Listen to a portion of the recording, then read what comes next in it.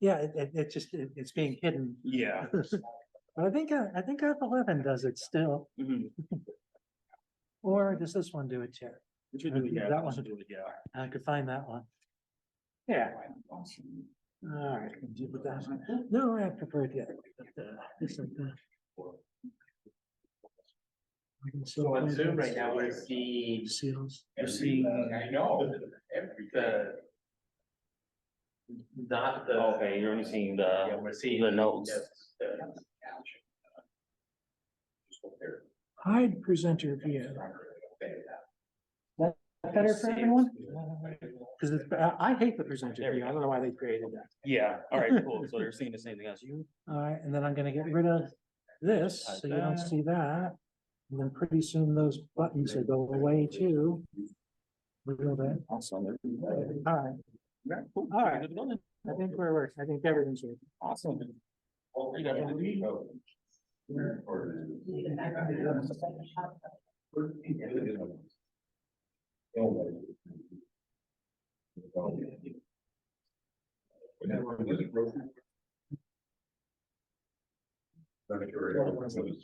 we'll give a few minutes. Yeah, people are quickly in. About 10 people online. Okay. Or so, that usually increases a little bit. Before we get started, other information, next week is modified schedule. So we are having a seminar next week. I will send out an announcement at the usual time, Monday and Wednesday. A speaker that's a POG candidate from University. But we will have a faculty meeting before, right, Jim? Yeah, In here 11:30. at 11:30 to noon, and then noon to 1.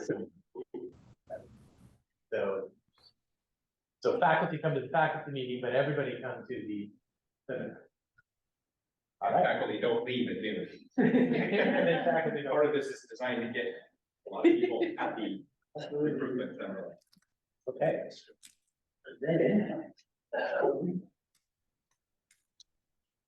Okay, and today we are very lucky to have Michael Pazzani, who came across town from ISI, as you know, in Marina Del Rey, where everything is always sunny and there's a good view. And I Zoom with Abigail, and she has this incredible view of this office, right? And I'm like, I did something wrong.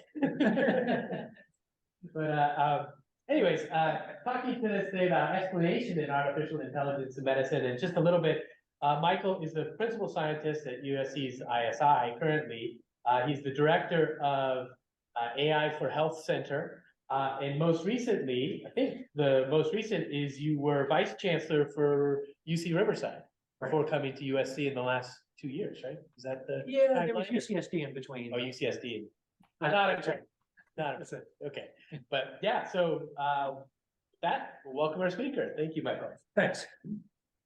All right, so I'm going to talk about explanation in AI and medicine, and I apologize, but occasionally there'll be bird watching in here as well.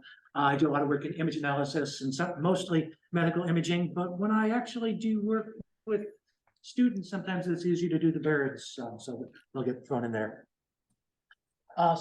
This is an overview talk. It's going to be a little rushed. The idea is pointers to the literature is to go deep into the subscripts of any particular equation. We'll talk about a brief history of explanation in AI and medicine, starting with hand-coded knowledge real quick, and then talking about machine learning and AI with things like trees and forests and deep learning.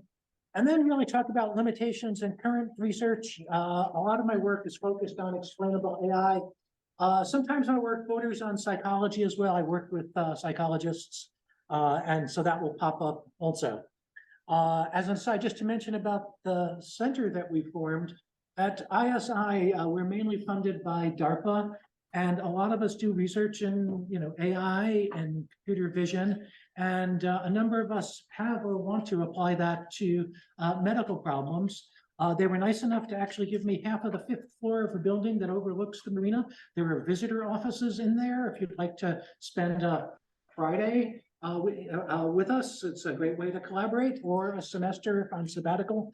We're really looking to collaborate.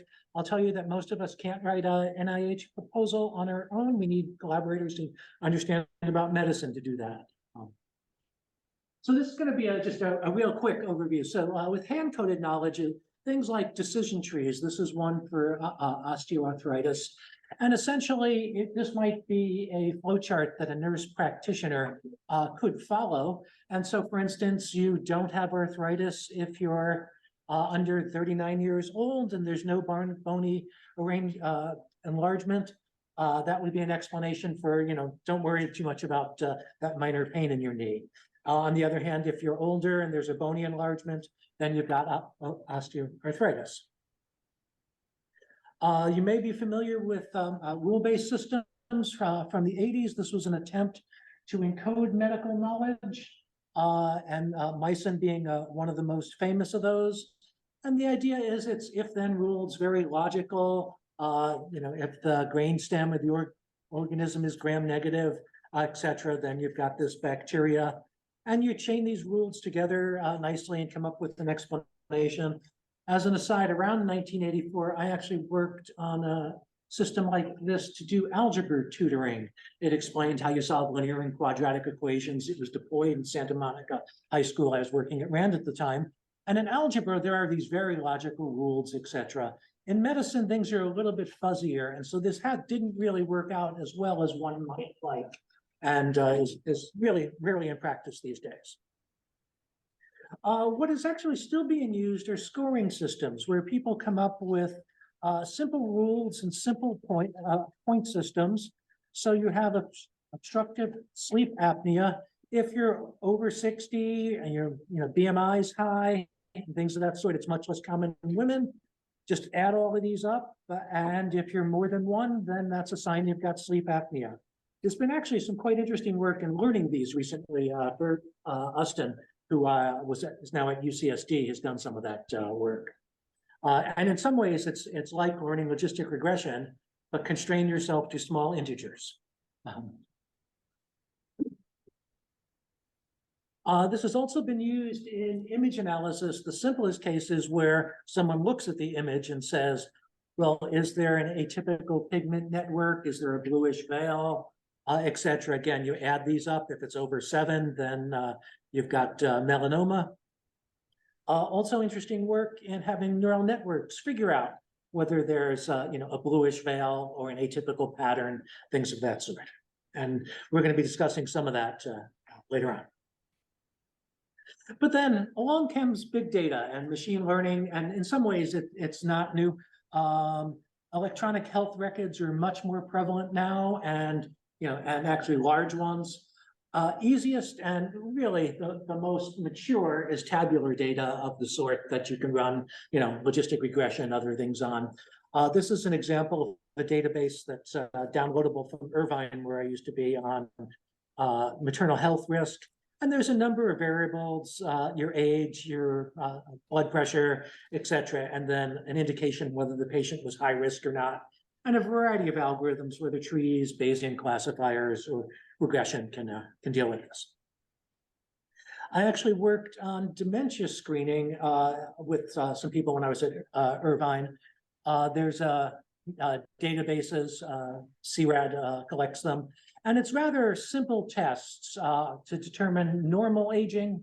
So I'm a little forgetful. I'm going to try to remember the word aggressive later on. I keep forgetting it. Or mildly impaired. And there are these questionnaires, gender. You may remember our prior president bragged that he did really well on this test. Do you shop for yourself? Can you say the months of the year backwards? And you come up with decision trees. The one I showed earlier was hand-drawn, but you can learn these decision trees from data. Things like CART, ID3, C4.5 are examples of things that do that. So that's actually an example of something that we learned, which is great. But if you look at a different subset of the data, you wind up coming up with this, which is, if you have a education level less than 16, then do you shop for yourself? If you shop for yourself, you're impaired. If you don't shop for yourself, you're normal. It doesn't necessarily make sense, but it turns out in this database, it actually correlates pretty well with gender. Older men have their wives shop for them. And so it's trying to say, are you female as in this one? But instead it's saying this. And so I would argue both of them are fairly accurate. But I'd argue that this one is a much better one to have people more willing to follow it than this one. Of course, these days, you learn both, or you learn 1,000 of them and then combine them. But you still have to worry about what is that shop for self variable doing in there, which has some predictive.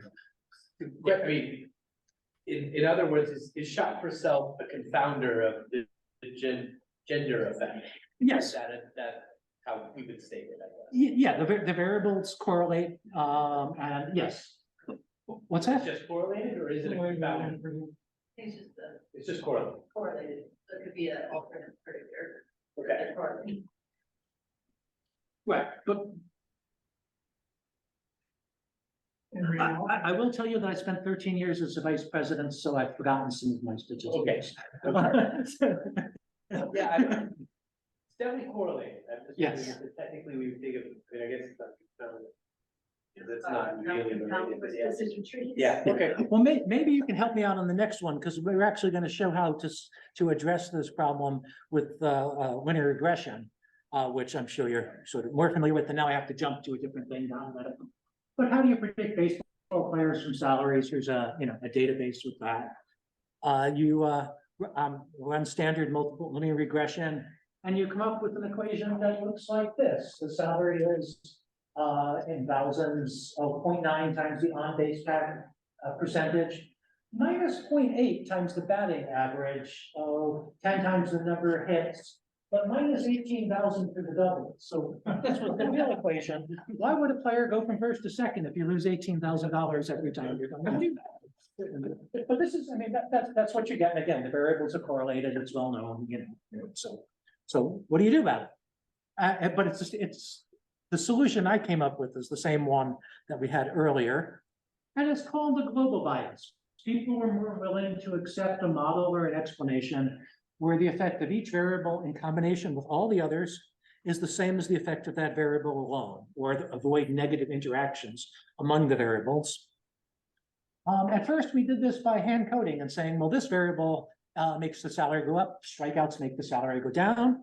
But then we said, well, if you just look at the correlation coefficient of that variable with the outcome you're trying to predict and constrain your regression, so the coefficient of the regression equation is the same as the correlation coefficient, then you get something that may make more sense. And so that's an example of the equation.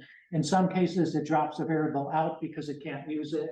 In other cases, it gives a higher weight to hits and has a positive weight for doubles. Of course, this has slightly higher mean squared error because, well, by definition, the multiple linear regression minimizes that. But really, when we looked at predictive accuracy, there was no difference. So then we asked the question, this is where we get into a little bit of psychology, which of these would people be more willing to use if you show them the equations? So the idea is if there's a family of equations, you really can't distinguish. Maybe you can use a secondary criteria such as acceptability or this global bias. So we came up with, pretend you're an agent negotiating the salary for the baseball player. Would you be willing to use this equation or that equation? And we looked at 5 equations from 3 different algorithms. We generate variance on subsets of the data. You show them and ask how willing. For the regular multiple linear regression, it was slightly unwilling. For the independent sign regression, slightly willing. And of course, we did do variable selection as well. That mitigates the problem. It doesn't eliminate it though. We actually looked at the number of sign violations. And in this one, just by memory, of course, this was 0. And this was about half the number of that. They also seemed less willing to like it because it actually used many fewer variables though. For stepwise regression. So you've got all of these statistics and it's only using 2 or 3 variables. All right, now jump forward a few years and we've got neural networks, not going to go into the details, but the top is your simple single neuron. And in some ways, it's like that scoring system we talked about, where you have a number of inputs, you have weights on each of the inputs, you have a threshold. Of course, you can learn the weights using back propagation or, delta rule. And then, that was sort of the original neural network, multiple layers. You can do back propagation, et cetera, to learn the weights and learn things that are nonlinear using different activation functions. And of course, once you start doing this, it becomes harder and harder to explain. And so people have come up with other ways of doing explanation. If you've got a simple tree, it explains itself. If you have a forest of trees, then you have to resort to something like variable importance. And there's a number of different techniques for doing this variable importance. And again, they're black box techniques. You can apply them to neural networks or to random forests or to other things as well. And that's where I pulled this from. Let me talk about two variable important methods. One is Bryman in 2001 in some of his work on random forests. Just something that I consider that's actually pretty interesting. It analyzes the model behavior. It's affected when one feature is randomly substituted with values from the other samples. And this is interesting. It keeps the same distribution of values there. So some people do random or delete the variable entirely. I think Bryman's method, which is actually quite interesting. The chair of statistics at my prior university told me machine learning is just statistics with better marketing. And so now we call these explanations as opposed to variable importance. And there's a system called Lime developed at, I'm going to have to speed up or something. Let me see how bad this is. Well, I hope that doesn't happen. Unfortunately, I forgot my charger today.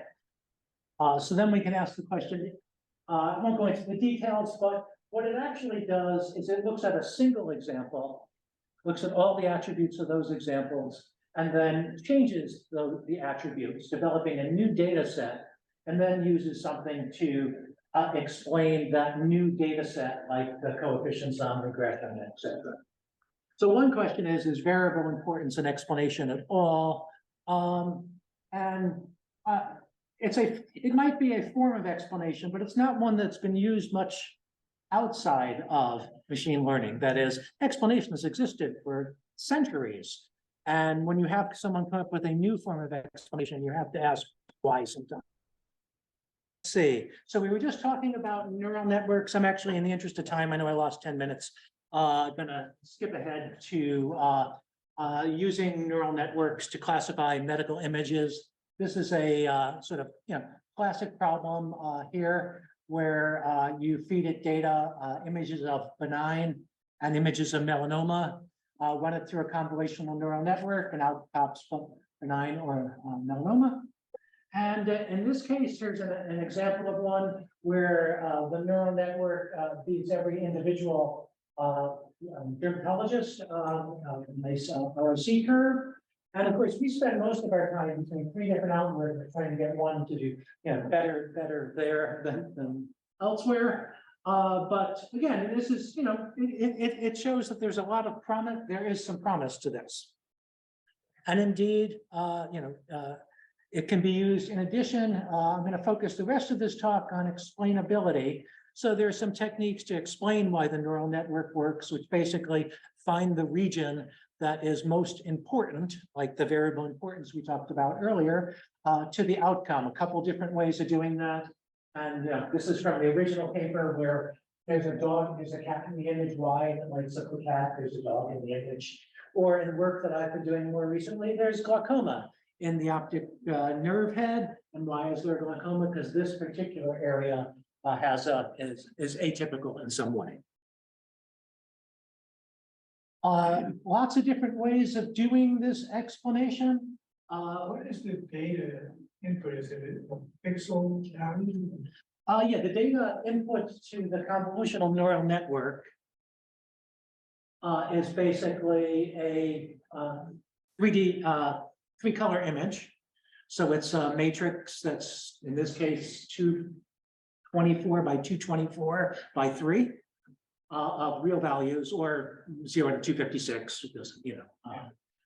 And these convolution layers look at particular parts of the network of the image, combine them, and then in some ways develop feature recognizers. And then you use a neural network to figure out what combination of those features results in benign or melanoma. And Yeah. presumably this is something that a human could do. Oh, people do this pretty well.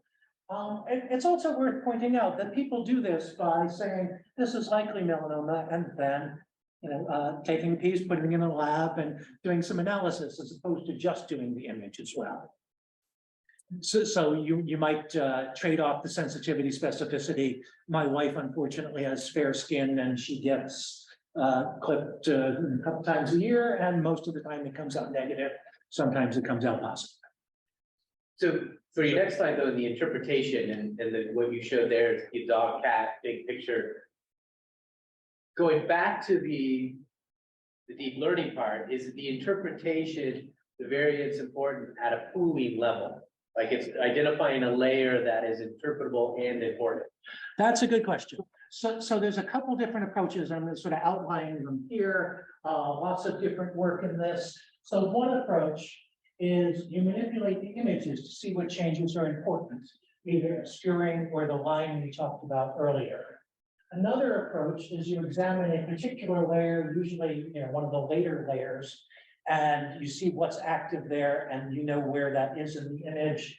There's a rather things called deconvolution or layer-wise relevance propagation that actually take all the math backwards to the image as well. And there's been a lot of work in this, and we're going to get to this, but I'm not impressed by any of it. And we'll see why in a second. Can I ask one question about Yes. skin? Sure. So is the gold standard that was used to build that model was like path report? Wasn't dermatologist? In many cases, it is the pathology report. Yeah, so you look for some gold standard of the data. And often, I'll just say, research data collected by NIH-funded people with the goal of collecting data tends to be pretty clean. Once you get things from doctors, so I've been doing work in glaucoma, ophthalmologists at USC, UCLA are really good. The corner optometrist can take that photo. It tends to have, not as good. But the question is, can you get, I need my eyes checked. It took 4 months to get an appointment. The corner optometrist is there. So can you use AI in the corner optometrist and be almost as good as the ophthalmologist? So there's lots of different approaches. I mean, here I've also done work on radiology, X-rays, and again, the whole goal is to find out what region is leading to a certain area. I'm not going to go into the details of those, but each of these is an hour talk. But let's look at, how we got here. So first of all, there were clever algorithms from the 80s. A lot of the neural network was done in the 80s, and it didn't quite take off because we didn't have enough data and we didn't have fast enough computers. Now data has become more plentiful. I just remember, I asked someone from their data in the 80s, and they gave me a photocopy of the spreadsheet. And it's just, collecting large data is now much more common. Electronic health records are much more common.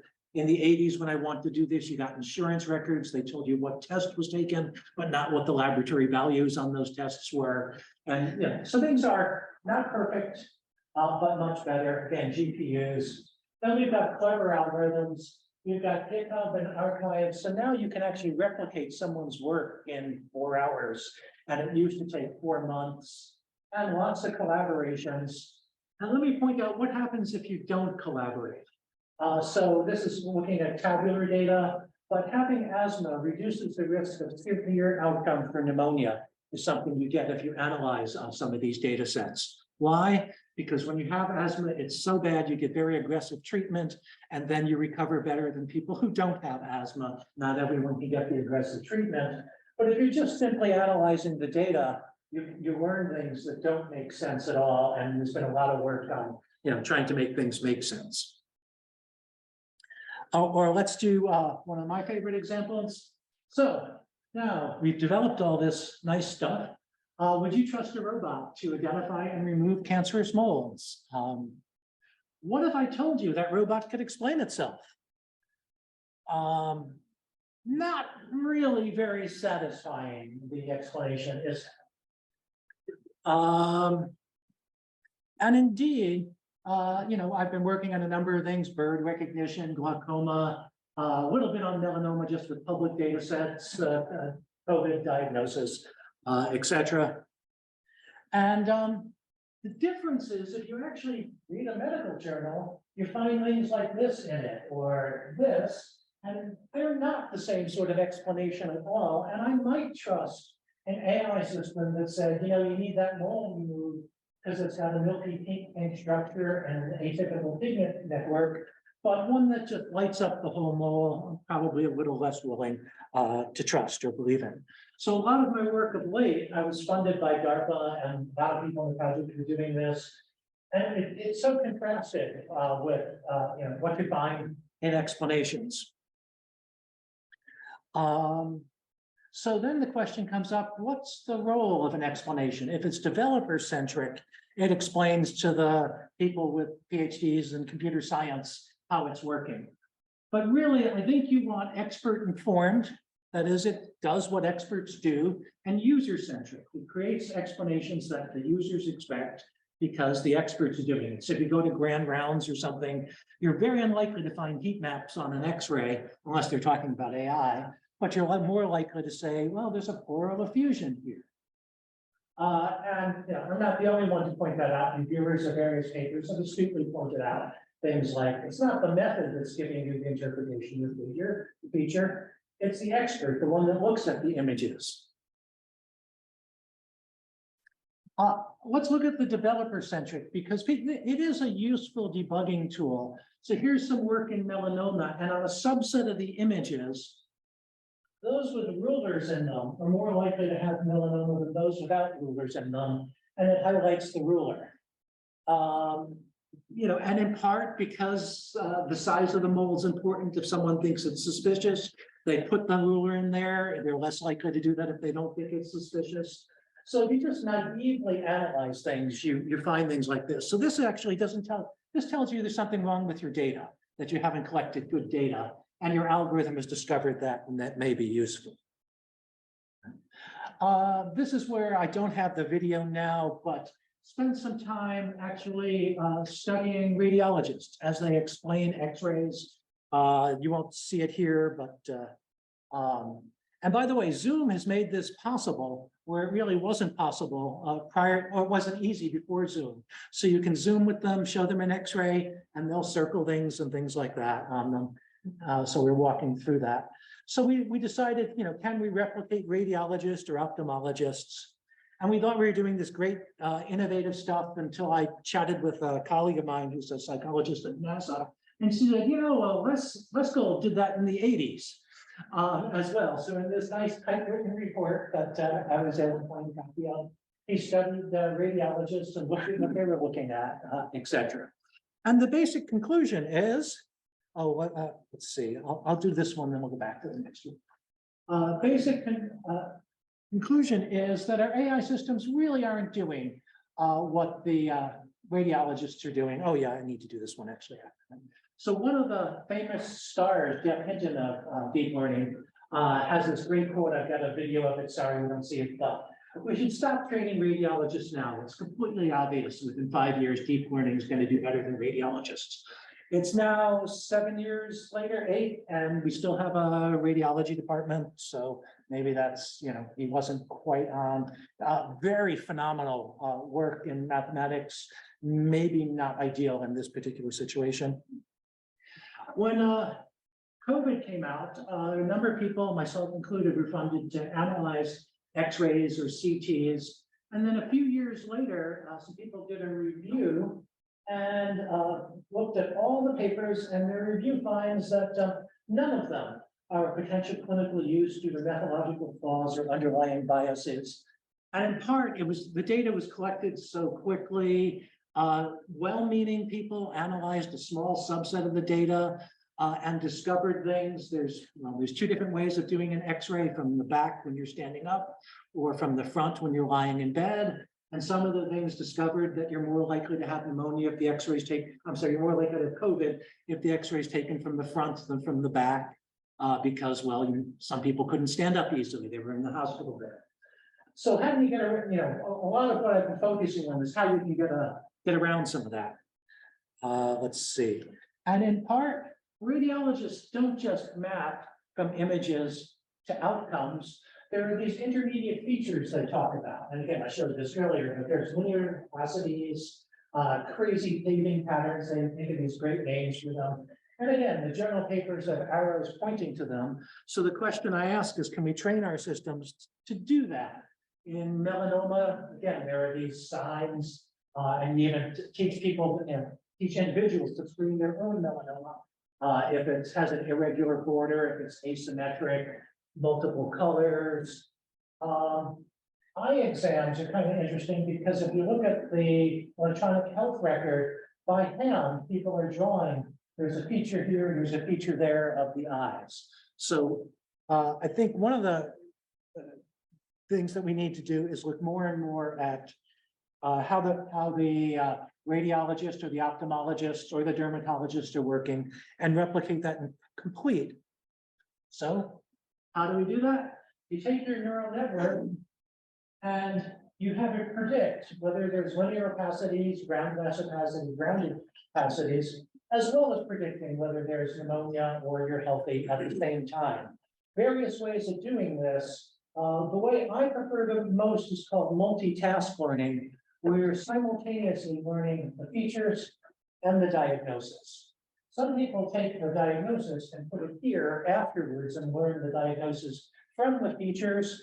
It's a good thing to do if you know all the features and you could learn them perfectly. If not, what this does is your internal structure learns about these, but it's not limited to just those. And so my preference is to do it this way for most of the time, but there's pros and cons of each. Now, let's see. What time should I stop? So I have to decide what to skip. You have until 1, probably 10, yeah. 10 Okay. minutes from now.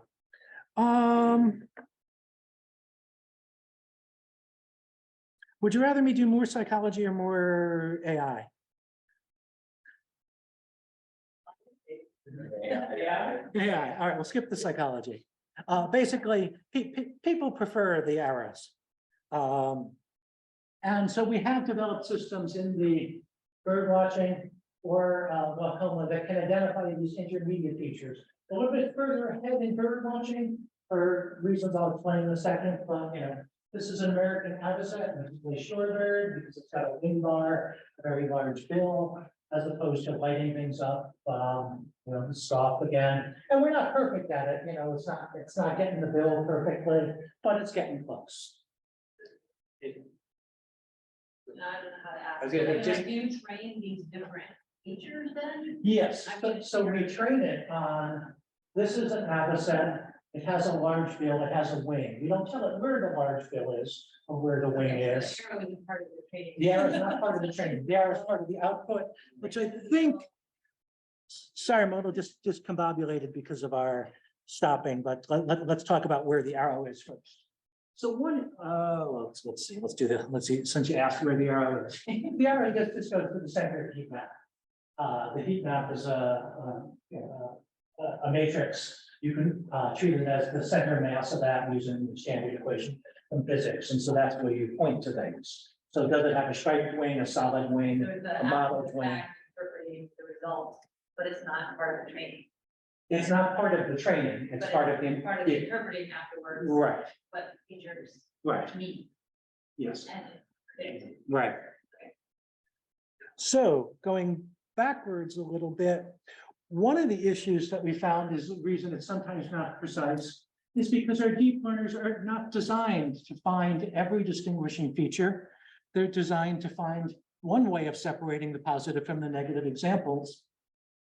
On this duck here, which is a common goldeneye, there's two ways of distinguishing it from its very similar duck, the Barrow's goldeneye. One is that the wing pattern in one is checkered and the other is striped, and the other is the spot on the face is crescent or circle. And so different neural networks were one of them or the other, but rarely both.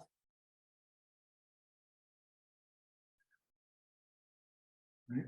So here's an example of 5 different neural networks learning to recognize this bird has a bar on the wing and the explanation of that. And well, the explanation kind of gets it somewhere close most of the time. But what happens if you average those explanations? Thinking about what we're doing with ensembles to increase accuracy, can you use an ensemble to increase the accuracy of your explanation? So if you just average across all of those, it comes closer, or you can show it here. If we look at the center of mass of each of those, it points at various regions close to the wing, but the average one is even better. And similar with the bill and other things. So where are we now? So basically, create n different neural networks. There's a lot of randomness in training the neural networks. They have initial random weights. So that's one of the ways of doing it. There's other ways that we borrow from ensemble learners. Use any explainable AI algorithm and then combine them. Right now, we're doing simple averaging, but there may be better ways of combining them than simple averaging, as there's better ways of combining different decision trees.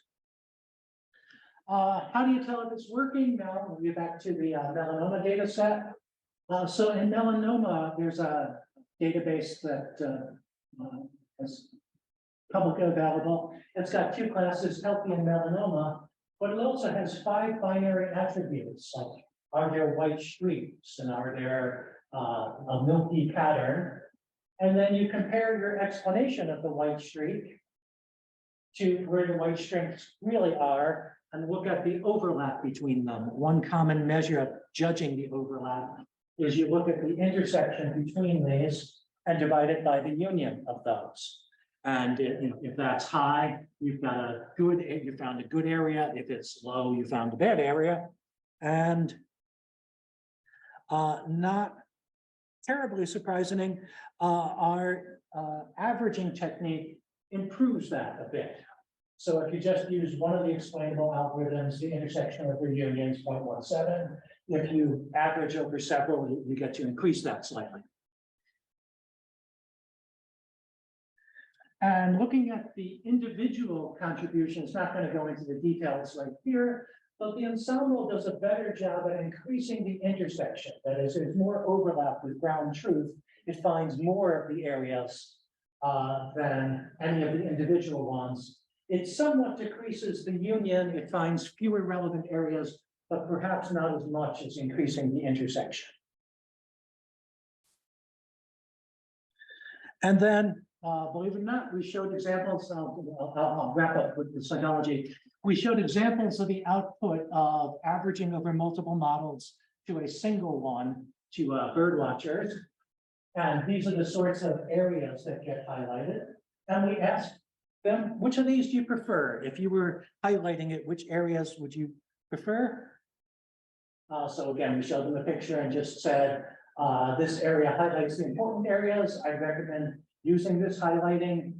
And they were more likely to say the average finds the important, and they were more likely to recommend the important, the average areas. All right, I think so. Let me terribly apologize for running my battery dying. As I mentioned, it's the first time I've ever unplugged that computer in 4 years. It has a 4-hour battery, but it may have ruined that 4-hour battery by never testing it or keeping it 100% charged. And happy to answer questions, or contact me afterwards, or come visit us in the marina. It's beautiful. Okay, thank you. Totally off topic. Can you give us some idea of what ChatGPT does? Somehow I anticipated that question. So first of all, I can give you an idea of what the output of ChatGPT, and I actually find this amazing. I don't know if you know this, but you can ask ChatGPT to tell things in the style of Dr. Suess. Okay, anything you ask it, it can create a Dr. Seuss, and it's scary. I mean, faster than Dr. Seuss could. But it's actually not terrible either. So how does ChatGPT work? The best analogy that I've seen, and it's an analogy, is it's like lossy image compression. It's taking a lot of text, compressing it, and then uncompressing it, and losing some stuff in the process. So if you ask ChatGPT, as I have, what are my most important papers, it actually gets one right, but it actually makes up 6 papers with plausible sounding titles and plausible sounding co-authors who I did not write. What's that? I don't know. It's real scary because I gave it the title of an NSF proposal that I wrote and told it to write a positive review of that. And it did a pretty good job. And then I told it to write a negative review of it, and it did a pretty good job. So we should get another speaker out here to talk about the internals of ChatGPT and things like that. Believe it or not, a lot of the large language model stuff happened at ISI in machine translation about 10 years ago, but there wasn't enough text and other things. So Kevin Knight. What's that? For the training. Yeah. I mean, let's just chat. There's another joke, statisticians get worried if you have more than 10 variables. Well, we only had 100,000 variables in early large language models. You need billions and billions of parameters to get it to work. Get John May out here to give a talk on ChatGPT. He's been on NPR and things like that. So, but it's scary and amazing and at the same time. But it makes things up, and that's a big problem. Yeah. So, the corner optometrist. Yes. Is them using AI something that is ready for prime time? Are they doing this? And what would it take to make your estimation? Good question. So I'm actually working on a project with Benjamin Zhu in ophthalmology here, who's not doing the corner optometrist, but there's about 20 clinics by the LA Department of Health that screen people with diabetes for diabetic retinopathy. They're not screening them for glaucoma, however, and about 6% of them have glaucoma. So can we take those images and just say this person is more likely than that person to have glaucoma, to prioritize them so that the ophthalmologist, instead of going through 10,000 images, can go through 500 images. And if you get followed up quickly with glaucoma, you're less likely to lose your sight. And a lot of the population they serve is not getting adequate medical care. So there's really good reasons to do that. Yeah, we can do that with 85–90% accuracy, which is better than not seeing the patients, right? Can we do it as good as the ophthalmologist with the most expensive equipment? And by the way, there's 2 ways of doing this. There's fundus photography, basically a camera where you open up the eye and take a picture of the retina, or there's OCT where you look at a little bit of the depth of the retina as well. You can find where it's thinning better. OCT costs about $50,000. The camera costs about $1,000. So that's why it's much more widespread. But I think you could do useful screening right now. I don't think you're going to replace your radiologist. And the quote I like the best is, you're not going to replace your radiologist, but your radiologist with AI is going to be better than your radiologist without AI. So there's a whole other area, augmented cognition or augmented intelligence, not trying to replace people, but trying to help them. And I think that's what we could or should be focusing on. I gave a similar talk yesterday, and someone asked the question of, are people unwilling to go into radiology right now because they think they might be replaced?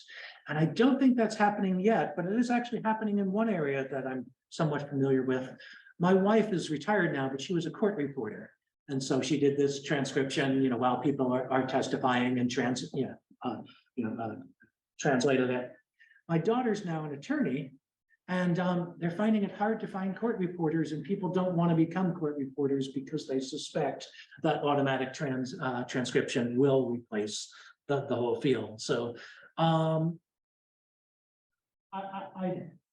less worried about radiologists and dermatologists than some of the lower level jobs.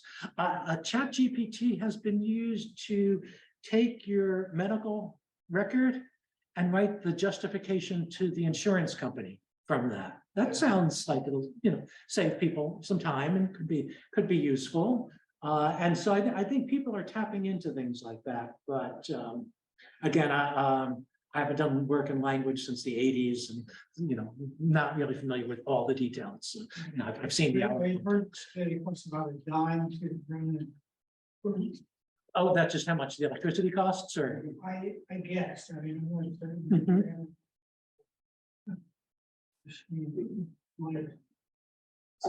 So it seems to me, I mean, the two areas of success for AI, broadly defined, tend to be imaging and language, right? In big terms, right? well, I mean, the tabular data, but I mean, But that's, going to the tabular data, one of the comments you made earlier is about the data. Yeah. Because if you go to electronic medical records, and you have a lot of that, but it tends not to be very good for prediction of disease or another thing, because it's a very select data set. Who gets selected into the medical records is often not thought of in developing. The models can develop Sure. prediction, but they're not very good, right? The example in prostate cancer would be, okay, you train a model and the first thing it picks is that it's sex that matters, that it's age, that it's ethnicity.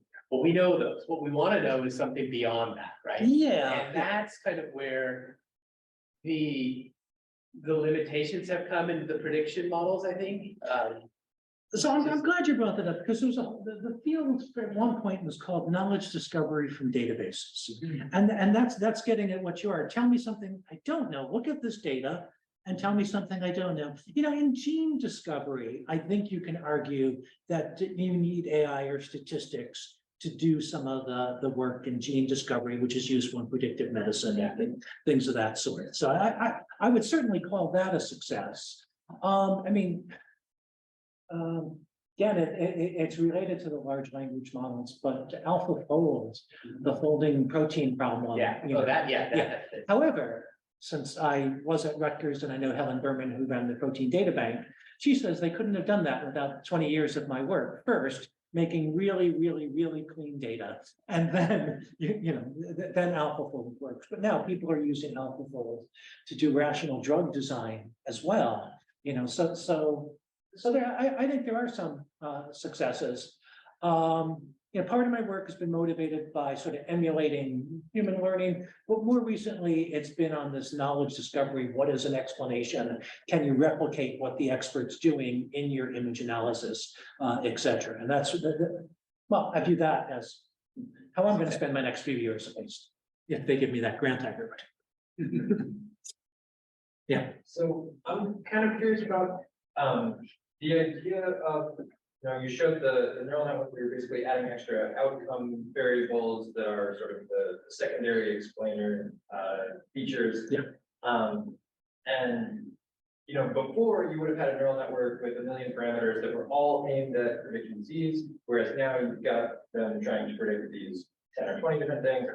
So is it like the baseball example where you get a little bit worse at predicting, or do you stay about the same at predicting the disease? That's interesting. So some of the early work on multitask learning actually showed that it was more accurate if you get it to do several things. So you're biasing your internal network to, with the features that I told you that are important. I'll have to, Rich Corona, he's at Microsoft now, is at CMU, did some very interesting work along those lines. And he actually did the